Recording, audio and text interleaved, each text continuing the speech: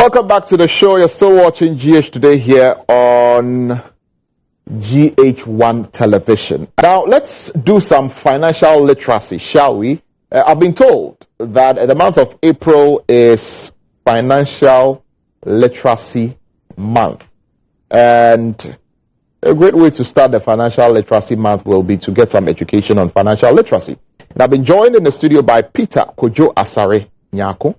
He is the Executive Director for the Center for Financial Literacy Education Africa. Peter, good morning. Good morning. Welcome. Thank you. Good to see you. Yeah, sure. We're talking about financial literacy.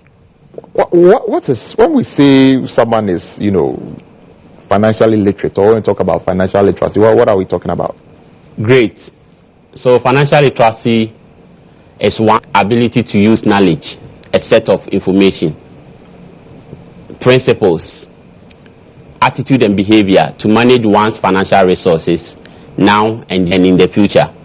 So if you're able to make money, manage money, multiply your money in an effective way, then we can say you are financially literate. If you can manage your money in an effective way, yes, then we can say you are financially literate. So looking at our population, do we have a lot of people? Are we a financially literate population in Ghana? Ghana, looking at the financial literacy rate, we are somewhere around 32%. 32%? Yes, so we are way below how literate a nation should be. So we are not entirely financially literate. Our rate is really low. Why is that so? One, because financial literacy isn't taught in schools. And in our homes, money is a taboo topic. Once you start talking about money in your house, people see you a certain way. So we don't encourage the money conversations. And because it's also not taught in schools, most of us are financially illiterate. So it's a worrying situation for us then, isn't it? Absolutely. Financial literacy is a catalyst to promote economic growth. And because financial literacy is not really a thing in Ghana, we are struggling in terms of the economic stability. Yeah, so it's a huge challenge that we need to deal with. But there's been a lot of awareness about financial literacy seminars, financial literacy talks, financial literacy Zoom meetings, and all of that. All of this awareness creation has been on for a while. Are we recording any progress with regard to upping the numbers? You talk about 32%. So in terms of bringing up the numbers, are we making progress? Sure. So in 2018, there was a national agenda to promote financial literacy by the Ministry of Finance. But along the way, they couldn't continue that project. And a lot of organizations have been doing something to promote financial literacy. But financial literacy is a comprehensive skill set. But mostly some of the awareness that goes on centered around savings and investment. But financial literacy goes beyond just savings and investment. So we need to take a comprehensive look at how we provide these essential principles. And so together with other strategic partners, the Center for Financial Literacy Education Africa is now looking at the holistic approach. What are the core principles and how can we transfer these principles to individuals so we can create a society of financial literates? So, and then what has been the response to, awareness creation, education about financial literacy, and people's interest in being financially literate properly? It has been improving. So when we started this campaign, we officially launched the campaign month in March 2021. And initially when we started, when you go to the marketplace to do, let's say, market outreach, the market woman will be like, are you coming from this institution? Are you coming to take our money and run away with it? But because we made them aware, we are providing you tools, we are providing you skill sets that will make you literate, so that when someone is coming to sell you a product, that does not fit into your objectives, you'll be able to realize that people began embracing it. And so now we have seen some improvement. People are accepting, people are interested in it, people want to learn more so they can better plan their finances. You know, recently we've entered an economic slump. You know, people have lost the value of their investments. There's been, a domestic debt exchange program, haircuts, and all of that. I mean, has this frustrated the work that you've been doing and, made people lose trust, in the system as far as, the right information about financial literacy is concerned? Because, I mean, you have a conversation, some people said, okay, in doing financial literacy education, we've been told that the safest way to invest is maybe in government bonds, and all of that. And now the bonds are being affected, and there's haircuts and all of that.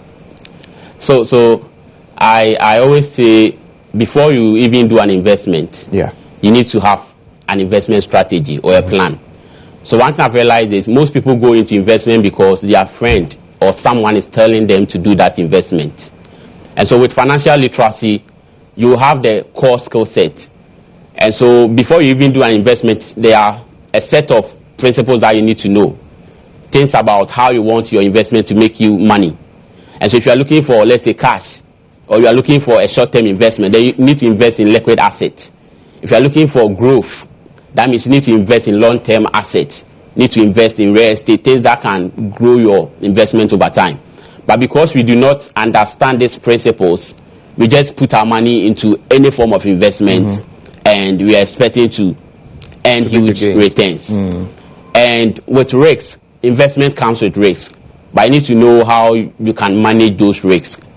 And so if you are looking for, let's say, a short-term investment in 6 months, you want to get your money back. And you invest in an investment that would take, let's say, a year or two, you will not be able, if you go to the investment house, they cannot provide you your money because the objective of that investment portfolio is not what you are looking for. So it means you have to understand all of these things. It's all part of the financial literacy, right? Yes. So in the month of April, Financial Literacy Month, what are we doing? So in the month of April, we launched the campaign month last Friday at the Chartered Institute of Bankers, and we had the National Financial Awareness and Financial Literacy Conference. And so throughout the month, we are doing community outreaches. So we are going to marketplaces, we are doing school outreaches, we are going to various schools to educate the students, we are doing community engagement, and we are doing media campaigns to make sure every single Ghanaian is financially aware and financially literate. We have touched about 2 million Ghanaians, and we are looking at, by 2025, we should be able to touch 10 million Ghanaians. And the entire population by 2030. And so we are bringing all stakeholders on board, various organizations, the media house. Let's champion this education. Let's provide these resources so every Ghanaian will be financially literate. Every Ghanaian needs to be financially literate. Okay, so what are your final words? Great. So my final words, I have some placards here. Okay. So this one reads. Let's show them to the camera. So this one reads, save money today, so money can save you tomorrow. Save money today so that money can save you tomorrow. So this emphasizes the importance of savings. Okay. What other placard do we have? And this one is saying, I support the improving financial awareness and financial literacy movement in Ghana. Yes. Okay. So we want everyone to support the movement. Let's educate Ghanaians. And this one is financial literacy, a strong catalyst for economic growth and prosperity. Yes. I like that. Sure. And then we have one. This is for the women. For the women out there. I'm a woman. I make, manage, and multiply money effectively. Yes. That's right. I like the sound of that. Great. So my final words will be, let's all get involved in Financial Literacy Month. Let's educate someone in your homes, in your schools, in your offices, at the marketplace. Encourage someone to get and keep his or her financial house in order. Very well. Peter, I'm grateful that you joined us. Financial literacy is always a very important subject, and I'm glad that you've joined us in the studio for us to talk about this. Peter Kwadwo Asare Nyarko is Executive Director for the Center for Financial Literacy Education Africa. Thank you so much for having me. You're welcome.